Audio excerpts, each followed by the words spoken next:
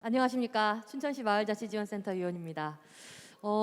부쩍 긴장이 됐는데 앞전 강의를 듣고 힘이 납니다. 잘하지 않아도 괜찮죠? 네. 2년이 됐더라고요, 벌써. 그 시민학교의 여정을 좀 나눌 수 있는 시간이라고 볼 수 있을 것 같고요. 시작을 한번 해보겠습니다. 이것은 마치 고백. 제가 이 시간을 준비하면서 그 춘천시민학교를 처음 만났을 때 되게 설레었어요. 저 나름대로 그 청소년 교육 활동도 좀 오래 했었고 대안교육에 대해서 또 많이 경험을 했었고 나름 문제의식을 가지고 있다고 생각을 했는데 막 설레이는 마음이 그 2년 동안 사실 내내 그렇지는 못했습니다. 사랑은 설명할 수 없는 것이라고 덴마크 폴케호스콜레를 소개하는 페이지에 가면 이렇게 나오더라고요. 그러니까 사랑이 설명할 수 없는 것처럼 폴케호스콜레를 정의하는 건 불가능하다 이렇게 얘기하고 있습니다. 그러니까 이 설명하기 어려운 학교를 사람들과 어떻게 이야기하고 만들어가야 할까 이런 질문을 많이 받았어요. 학교를 짓는 건가요? 뭐 수료증을 주나요? 아니면 뭐 그 회사 어디다 써먹나요? 뭐 그런 얘기죠. 아 바쁜데 뭐 그런데 오겠어요? 사람들이 뭐 이런 질문들이었습니다. 실질적으로 또 그 과정은 이 되게 설명하기 어려운 우리가 사실 이제까지 한국에서 자라면서 대부분 경험해보지 못한 이 교육을 그 또 나름의 절차와 그 규정을 가진 행정 안에서 또 풀어내기도 사실상 어려움이 되게 많았습니다. 그럼에도 불구하고 어찌어찌 2년이란 시간이 사실 흘렀고요. 그 안에 아직 완성형이라고 말하기는 어렵지만 그래도 저희가 적어도 무엇을 하려고 했었는지 이야기할 만한 이제 조금 시간이 쌓인 것 같아요. 그래서 오늘은 뭐 경과 보고 내지는 뭐 성과, 정리된 성과 이런 것들을 저희가 이렇게 말씀드린다기보다는 그 2년의 시간과 그 안에서의 경험, 고민들을 좀 같이 되돌아보고 그야말로 이 시민학교를 앞서 말씀해 주신 것처럼 춘천 시민들과 함께 어떻게 잘 키워가면 좋을지를 고민하는 시간이었으면 좋겠습니다. 여정을 좀 살펴보려고 해요. 시작은 2019년에 춘천시에서 덴마크 인생학교, 시민학교라고도 직역할 수 있는데요. 관심을 갖게 되면서 그 심지어 공무원 2명을 덴마크에 연수 파견을 보냈었고요. 그리고 포럼도 열고 이것을 춘천에 맞게 어떻게 만들어갈 수 있을까 연구 용역을 진행을 했습니다. 그때 이제 이것들이 춘천 안에서 어떻게 구현할 수 있는지 우리가 좀 방안들을 찾아보자 하면서 이제 관계된 또 지역의 그 이런 고민들을 함께 하시는 분들, 그간 또 이런 경험을 갖고 계신 분들과 함께 이제 사전 연구가 진행이 되었었고 그때 실질적으로 이제 덴마크 철학에 기반한 시민학교에 좀 담아가고자 하는 가치들 그리고 어떤 학습을 통해서 할 건지 또 어떤 이것들이 궁극적으로 어떻게 도시에서 작동하게 할 것인가에 대한 고민들을 또 이렇게 담았었고요. 이름은 좀 바뀌었지만 이 당시에 이제 고민했던 어떤 교육의 유형들이 또 여기서 제시가 되기도 하였습니다. 그리고 실질적으로 이거는 이 교육을 또 기획하고 교육할 수 있는 사람들과 또 시민들 주체들로 함께 만들어가는 그림들을 그리고 있었어요. 그리고 실제로는 2020년도의 준비 과정을 거쳐서 21년도부터는 조금 더 구체적인 이제 실질적 과정들을 밟아보는 걸로 그렇게 또 제안을 하고 있었고요. 이걸 저희 2020년 9월에 저희 센터가 개소하면서 이 시민학교를 이제 춘천에서 구현해 보자라고 하는 숙명을 부여받게 된 것이죠. 저희 정관에 이렇게 시민학교 운영이라고 네, 박혀 있습니다. 그래서 제가 9월에 첫 출근을 하여서 이 시민학교를 이제 만들라고 한 업무를 부여받은 것이죠.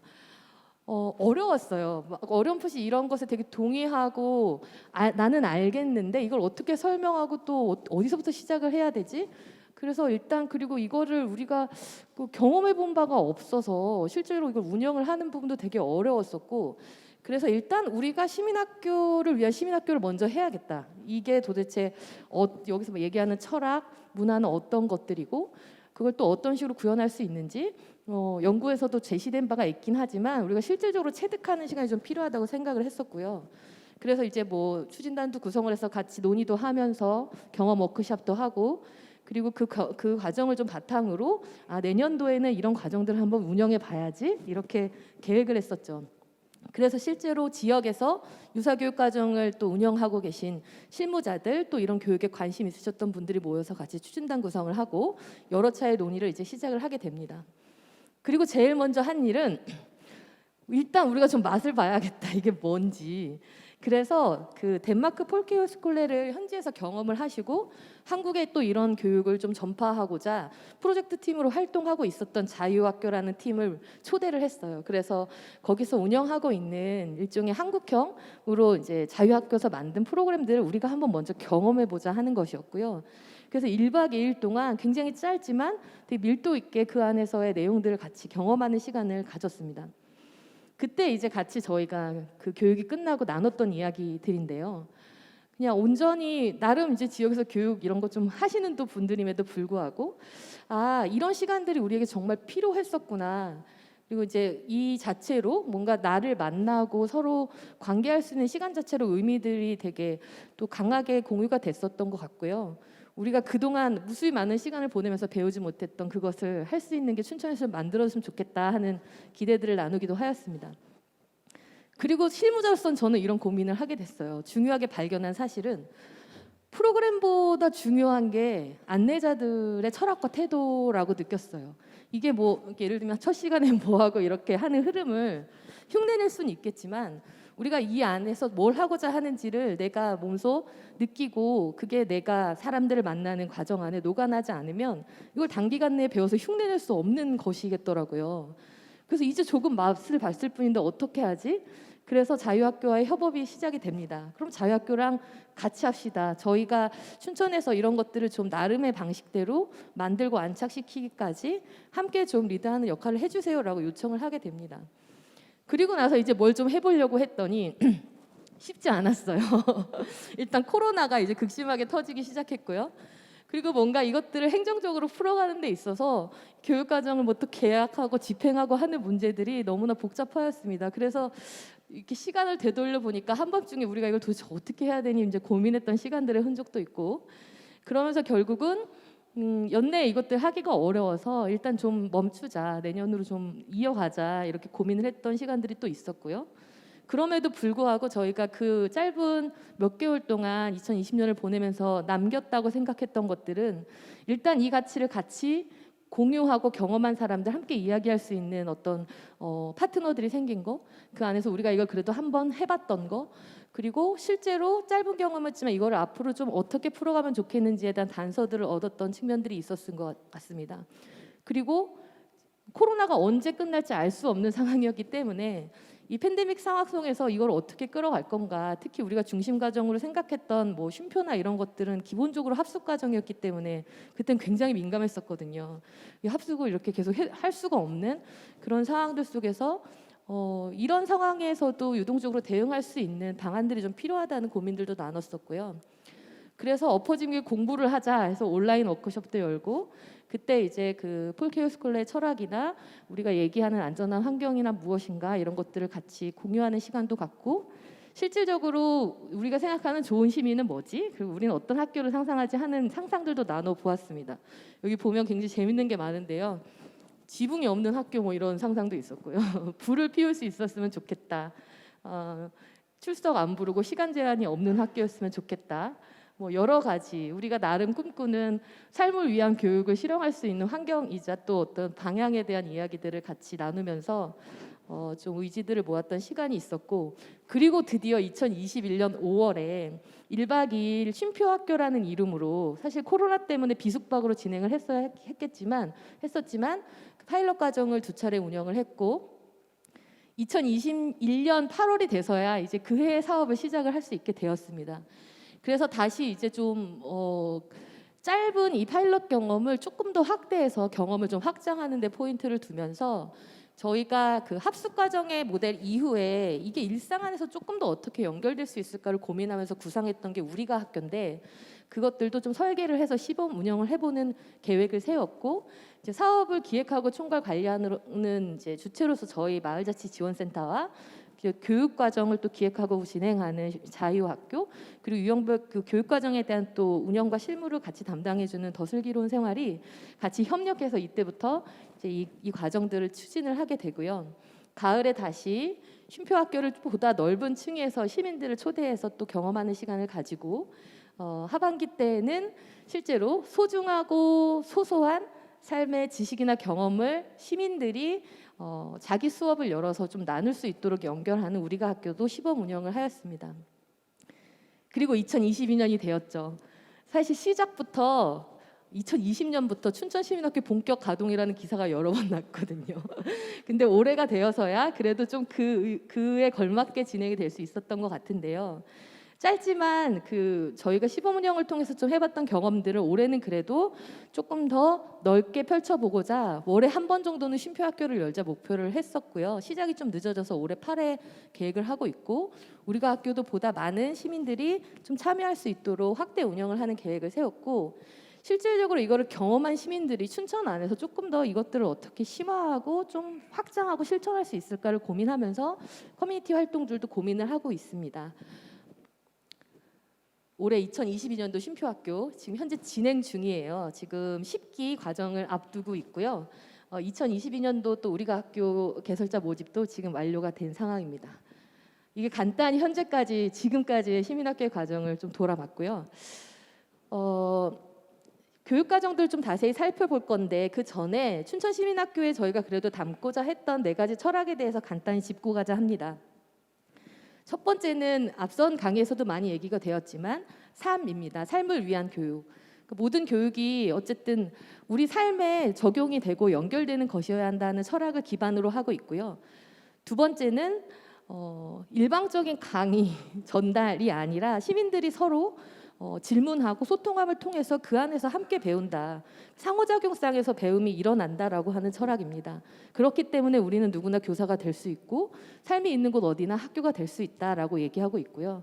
세 번째는 자유인데 기본적으로 자유는 타인의 자유에 기초한, 그러니까 관계 속에 기초한다라고 하는 게 또 시민학교에서 얘기하는 자유의 개념입니다. 처음에 이걸 이해하기가 좀 어려웠는데 타인의 자유를 희생하면서 나 혼자 자유로울 수는 없는 것이죠. 그러니까 실질적으로는 그런 서로의 자유가 존중되는 안전한 공동체 속에서 우리는 더욱 자유로울 수 있다라고 하는 철학을 또 담고 있고, 마지막으로는 그런 자유로운 시민과 그것들을 그대로 받아주는 공동체가 서로 같이 또 상호작용할 때 우리 사회가 더 건강하게 개인의 삶도 더 자유롭게 나아갈 수 있다라고 공동체를 이야기하고 있습니다. 그것을 좀 압축적으로 담은 게 쉼표 학교라고 할 수 있겠는데요. 덴마크에서는 실질적으로 이게 짧게는 3, 4개월, 1년까지의 과정들도 진행이 되잖아요. 기숙 과정입니다. 이거를 저희가 춘천에서 고민을 할 때 처음부터 이걸 하면 누가 오겠습니까? 그래서 사실은 정말 짧은 과정을 준비를 하게 됐어요. 쉼표 학교에 처음 오면 오리엔테이션 때 함께 이제 하는 이야기입니다. 저희가 쉼표라고 하는 이름을 붙인 것도 조금 더 그냥 쉼이 가지고 있는 다양한 가능성들을 주목하면서 그 안에서 너무 이제 어떤 뭐 인생, 뭐 삶의 전환 이런 것들을 무겁게 드러내기보다는 그냥 그 시간 안에서 스스로 발견하기를 좀 바라는 마음이 있었고요. 그리고 이 안에서 짧지만 서로가 다름이 존중되는 평등한 관계 속에서 온전히 나로서 나를 좀 드러내고 또 사랑할 수 있는 힘을 기르는 이제 그런 시간이 되기를 바랬었고요. 이 안에서 저희가 직접적으로 시민학교의 가치가 이런 거예요라고 다루고 있지는 않지만 서로 이렇게 연결되고 확장되는 쉼을 통해서 이것들이 또 시민학교의 가치로서 담아갈 수 있기를 하는 바람을 담았습니다. 지금까지 9기의 과정을 진행을 했고 올해 지금 4차례의 과정이 아직 더 남아 있는데요.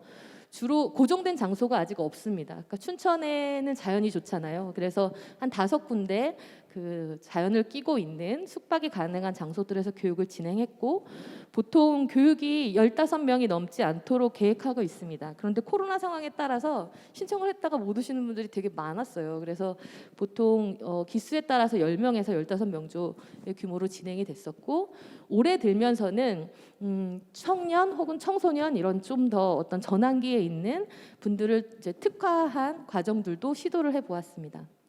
쉼표학교의 모습입니다. 이건 신부구에 있는 숲체원의 모습이고요. 보시다시피 늘 이렇게 둘러앉을 수 있는 공간과 자연을 가지고 있고 춘천에 이런 장소가 많다는 것도 이 쉼표학교 덕분에 알게 됐던 것 같아요. 사북면의 모습이고요.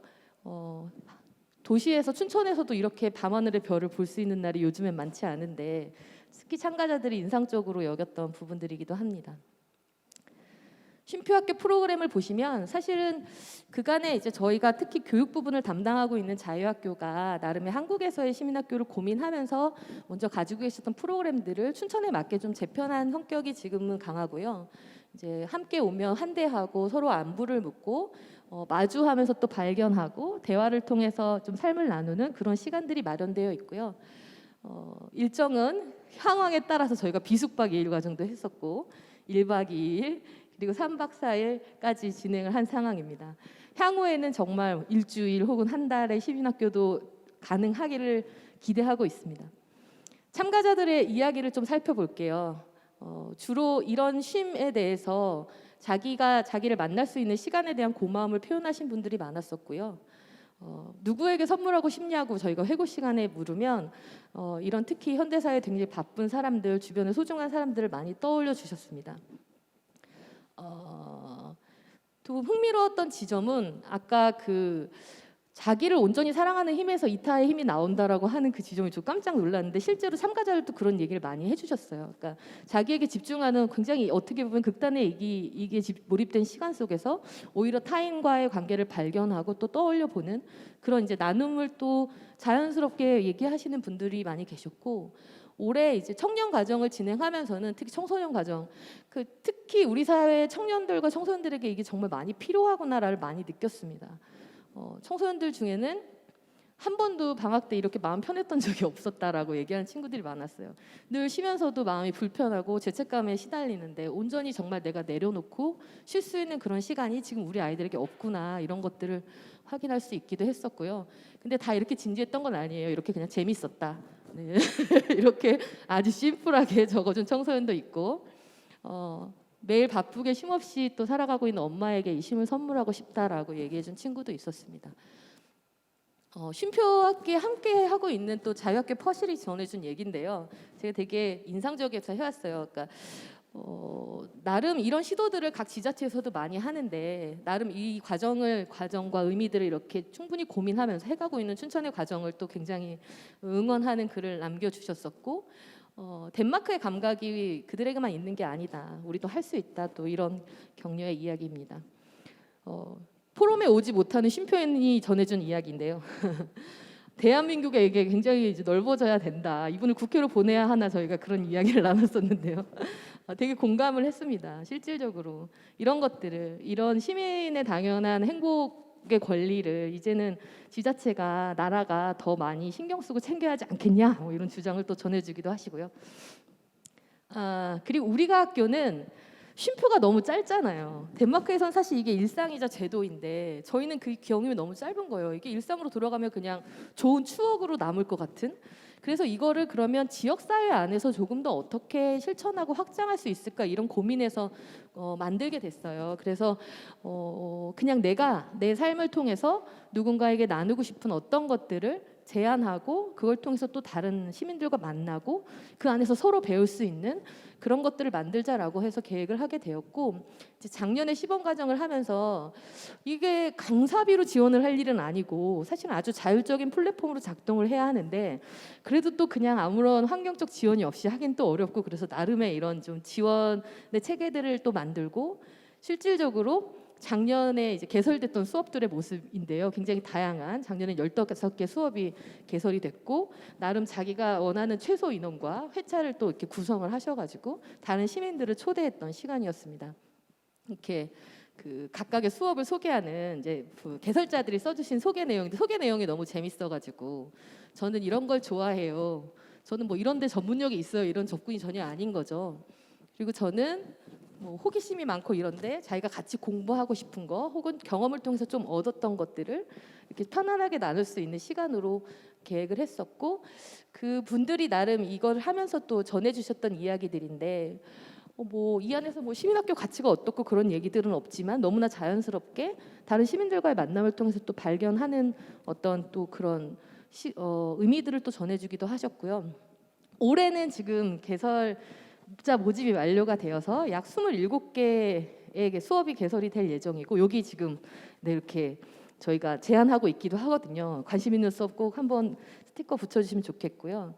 이런 이야기들이 참 인상적이더라고요. 혼자 8년 동안 텃밭을 가꾸다가 이 경험을 누군가가 나누고 싶어지는 그런 지점들, 자기가 하는 일과 관련돼서 이게 뭐 내가 전문적으로 이걸 교육하거나 그러는 사람은 아니지만 누군가와 나누고 싶다라고 하는 마음들이 우리가 학교를 통해서 조금씩 더 연결이 되고 있는 것 같습니다.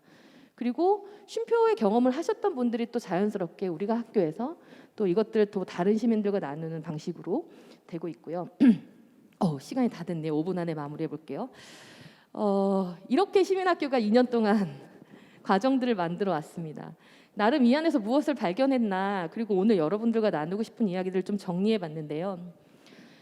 일단 쉼표학교에서 저희가 발견했던 쉼의 의미는 삶의 전환이나 뭐 그런 좀 되게 무겁잖아요. 여기서 뭔가 되게 새로운 걸 계획해야 될 것 같고, 그 무게를 좀 덜어내고 쉼에 집중하면서 오히려 또 보다 넓고 깊은 쉼의 의미를 좀 발견했던 것 같고요. 쉼은 그 자체로서 자기 발견이나 어떤 새로운 가능성들을 주는 힘이 있다고 느꼈습니다.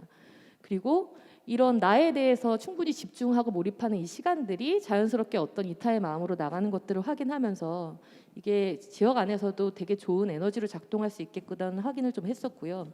그럼에도 1박 2일의 시간 너무 짧은 거예요. 처음엔 이게 가능할까 굉장히 의심했습니다. 심지어 저희가 비숙박 2일도 했거든요. 근데 가능하더라고요. 충분하진 않지만. 그리고 어떤 면에서는 이게 짧기 때문에 그냥 보통의 시민들이 접근하기는 또 좋은 측면이 있었던 것 같고, 그러면서도 저희 고민은 이 쉼표의 경험이 조금 더 일상 안에서 우리 삶에 스며들려면 얼마만큼의 시간이 필요할까, 그리고 우리는 도대체 그걸 위해서 얼마나 많은 시간을 낼 수 있지?